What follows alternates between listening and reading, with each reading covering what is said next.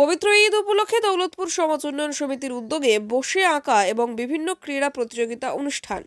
পবিত্র ঈদ উপলক্ষে মহেশতলা ৩০ নম্বর ওয়ার্ডের দৌলতপুর সমাজ উন্নয়ন সমিতির উদ্যোগে শিশুদের উৎসাহ দিতে ৬০ জন শিশুকে নিয়ে চলে বসে আঁকা বিভিন্ন ক্রীড়া প্রতিযোগিতা সহ যে যেমন খুশি সাজো অনুষ্ঠান।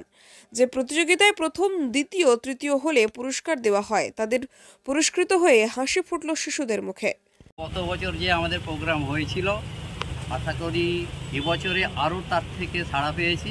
গত বছরে যে তুলনায় বাচ্চারা যোগদান করেছিল, এবছরে সেই তুলনায় আরও বেশি যোগদান করেছে এবং বাচ্চাদের এই যে উৎসাহ, আগামী দিনে যাতে আরও উৎসাহ হয় এবং আমাদের এই সমাজ উন্নয়ন সমিতির পক্ষ হইতে আমরা ওনাদেরকে অসংখ্য ধন্যবাদ জানাচ্ছি এবং ওনাদের যে গার্জিয়ান আছে সে সমস্ত গার্জিয়ানগুলো আমাদের সঙ্গে যেভাবে সহযোগিতা করেছে এবং পূর্ণ সহযোগিতা আগামী দিনও এইভাবে যে যাতে হয় আমরা তার জন্য একান্ত প্রচেষ্টা করি।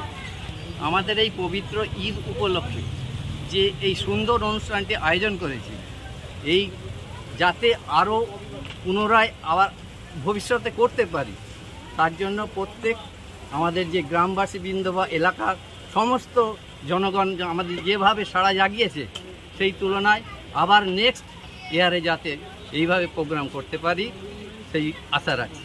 আপনাদের এই প্রোগ্রামে কতজন বাচ্চা নিয়েছে? এই প্রোগ্রামে আমাদের এখন যে উপস্থিত আমরা শিশুদের পেয়েছি, আপাতত আমরা ৬০ জনকে পেয়েছি। মহেশতলা থেকে শেখ সাইফুদ্দিনের রিপোর্ট, ডিএন নিউজ বাংলা।